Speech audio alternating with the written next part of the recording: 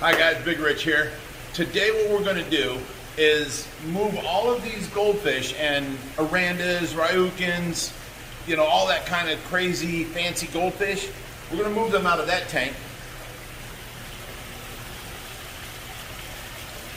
and put them over into this bubblegum tank over here. Now that's 100 gallons and it gives a magnifying effect. So with the magnifying effect, the goldfish are going to look huge. We used to have angels in there, but now we have a 180-gallon planted tank stock full of angels we just got in. So we took the remaining 4 we had in there and put them in with them. So what we're going to do is take these goldfish out, put them into that round, it's the old, what's that show called?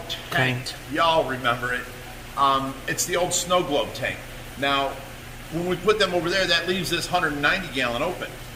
That's where we're putting Lavatka, the big MBU Puffer. Everyone's been, wondering, because if you watch our OFR second channel, the behind the scenes, you saw that yesterday Reaper did a video of us putting Lavatka in a little 40 long. It was just going to be for overnight because Josh got home last night at 4 a.m. in the morning. We're here this morning moving these tanks around or moving the fish around to give Lavatka her own home again. All right, now we're back around behind the tank. See the pool over here? Josh is going to reach in and catch some of them. And we will... All right, here is fantail goldfish and an aranda. Nice. Now there's only 4 in here that are going into that tank. There's a goldfish and a shabunkin. We'll probably head out to the pond or something. We don't want to overstock that tank. Here goes another fantail.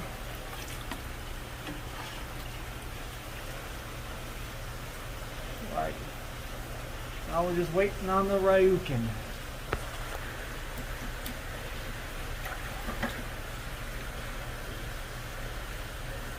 Oh, I just scooped him in the dark. Nice. Calico ryukin. So these are 4 that are going into there. Yep. And let me go around front, please. Thank you. All right, now that's going to leave. Oh, you see him right there. He's a big goldfish, long-tailed. Come on, swim on out, buddy.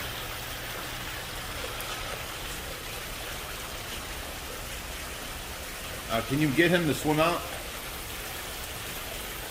Okay, there's a goldfish on that side. See him? He's just a long-tailed goldfish.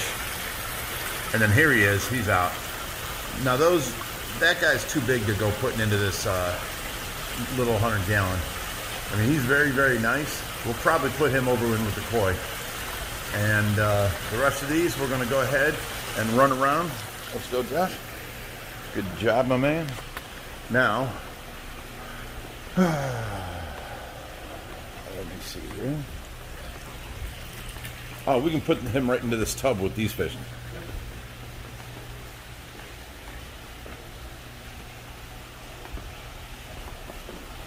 All right, I'm going to take this off. Set this aside. A little bit warmer than this one. I already did the test on it. One is 81 degrees and one is 78, so they're less than 4 degrees difference, so we're okay. All right, you can see we don't even discriminate. This is a one-eyed fantail. He's missing an eye. We save and rescue all fish. All right, now we got the other chubby fantail. Chubby fantail, he calls him. All right, now look at this ryukin. Beautiful. This calico ryukin is just beautiful. But we love all fish. Where'd he go? There he is. And here goes one of the arandas. All right, we're going to end up putting all the arandas and all these fish together into this tank here, because they're colder water. Now here, we only have a little bit of water going in, and then it overflows out into the pool.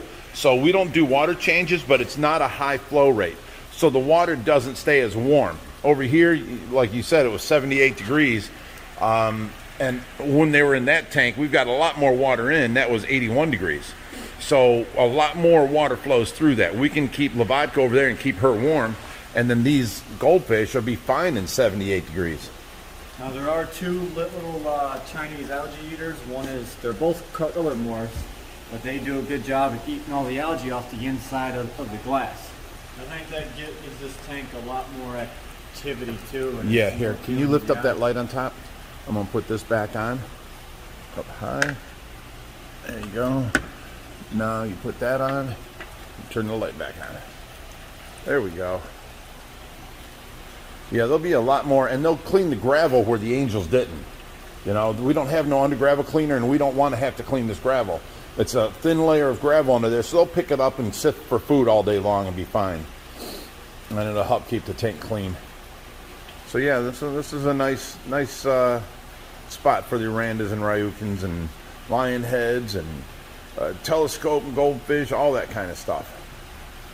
So, good job, Josh. Thank you. Now we have to move those two goldfish there over to this side where the koi are, or up into this blue 1,000-gallon tub. That way that tank is open for Lavatka to go into, and she's an MBU puffer, a MBU puffer. And we're good to go, so we can move Lavatka. I'm going to go in here from all these plants down here. I'm going to come in through the plants to get to the tank here. You got them, Josh. I didn't even get a chance to video yet, and you already got them. No, not good. You stirred up a bunch of dirt off the bottom, though. The other one's right in the corner, coming towards you. You got, no, you missed him. He's in the corner. Got him. Good job. Okay.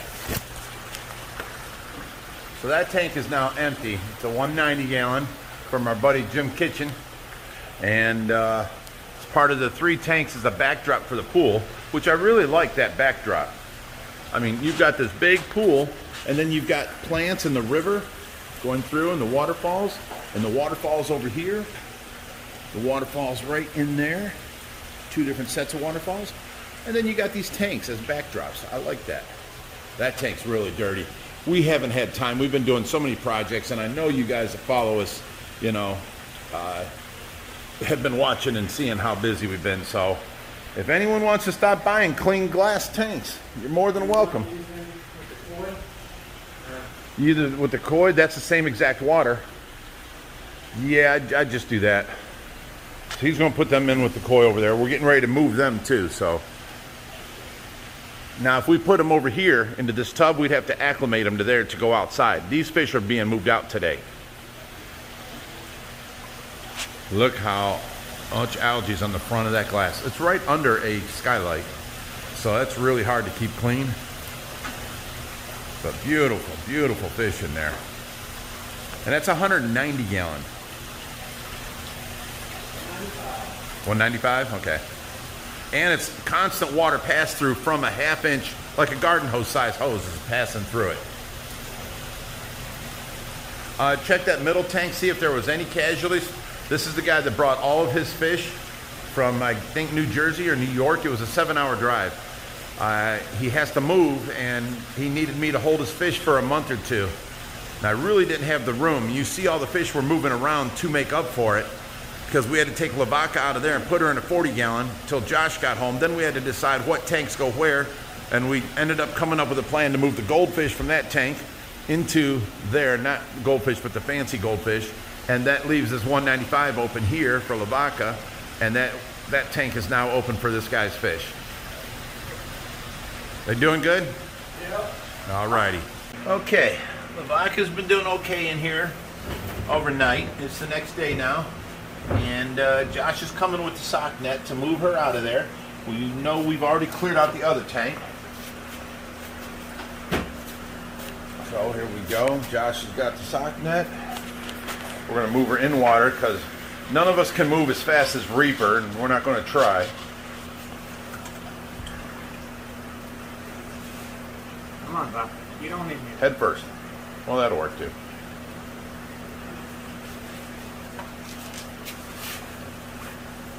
A little too much water to carry all the way around. Step.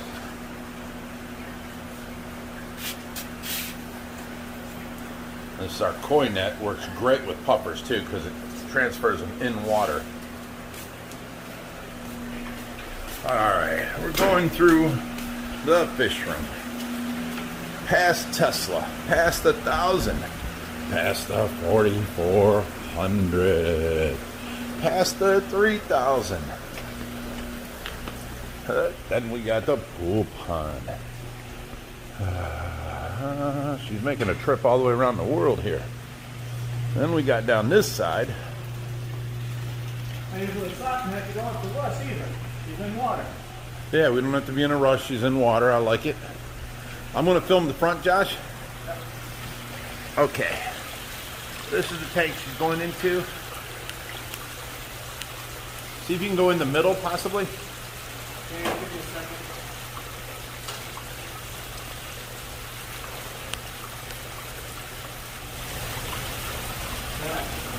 Are you ready? Yes, sir. We are waiting. Okay. There she goes.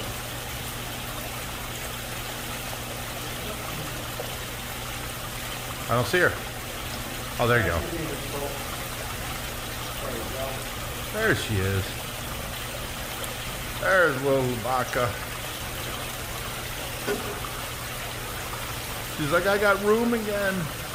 It was terrible last night. I was in jail. It was only a little 40-gallon tank. Look how happy she is. She's flopping her arms and fins like crazy.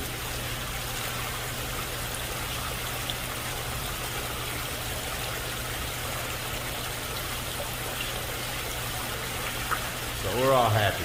We got her in there. Let me go around this way, come back through the jungle. I can't even over the jungle. How about that? Let's go this way. Let me zoom out a little. There we go. There's the tank over the jungle. Let me come back here. You see the Dwight Howard tank, the 1,000-gallon tank, the Frontosa tank, the 500, the Matt's Monster Fish tank, and then we got this little pathway here. This is all from the koi. They're going outside today. And then here we go. This is the steps to get into the pool and the back of the pool. Let me see if I can zoom in on that. There's the backdrop. And there's the pool the Baka's in there, or the fish tank. Then we got that guy's fish that he brought out for a 7-hour trip. And then our koi tank, look how covered in algae that is from them skylights right above it. Okay, let me zoom back out here. It's bright out here. See, this skylight is right above this tank. But there's the Baka. Now she's got all that room now. She's definitely happier over there. You see how fast she was flapping her little fins?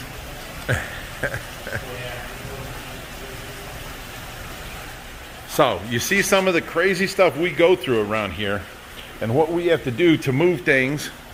Luke and his girlfriend come over to help today. And you see all the crazy stuff we go through to move things, just to do one thing. Like this guy brought his fish out. We had to move Lavaca into a 40-gallon. Then we had to move the fish out of there into this tank right here. And then we had to move the fish that were in this tank into the 180 inside. And now that opened up this tank for Lavaca.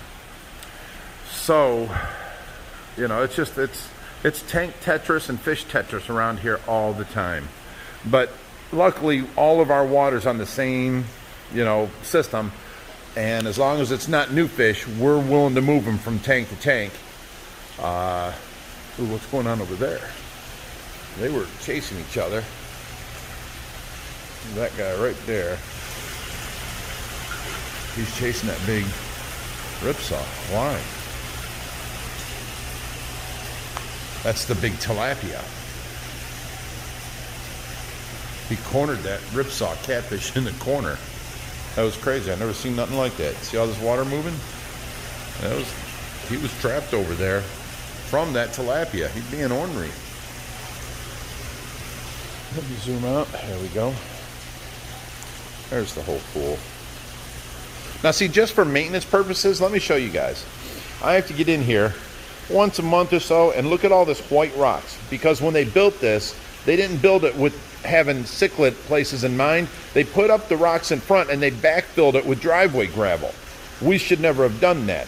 So now I'm going to have to take this whole thing down, rebuild it, foam it together, and leave spaces in between and a big gap behind there, so that all the cichlids have a big home behind there and can come out through the gaps. In the meantime, the giant Mexican musk turtle goes and digs out rocks and all this white gravel trying to dig a tunnel in there, and I have to go down here, and it takes me hours to pick up all this white gravel, because this is what the gravel is supposed to look like. And then he puts all this white gravel on top. So this is about, I'd say that's 6 foot from here to here. So that's 6 foot, and it goes all the way over probably about 12 foot there.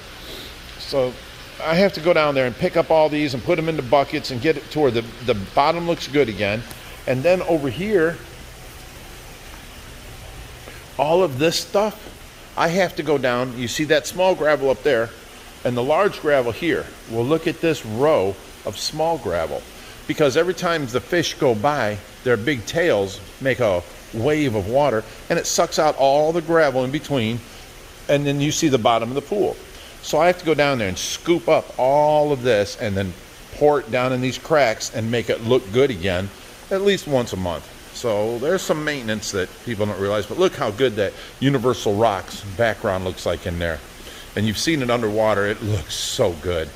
So I can't wait to get the end piece on and this end piece on.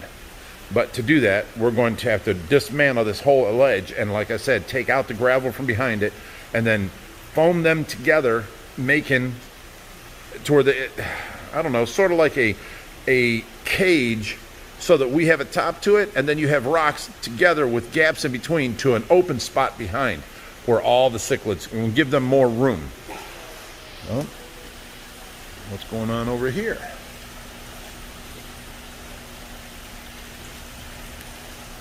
So, okay, let me go in here. Done. Alright guys, just because you think the video's over doesn't mean the work's done. We got a lot of stuff to put away around here. As you can see, we're cleaning up this mess.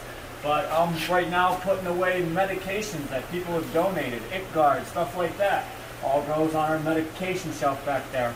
But my dad's going to work on swapping out these 55s because these are matching, and it would look a lot better than two unmatching 55s.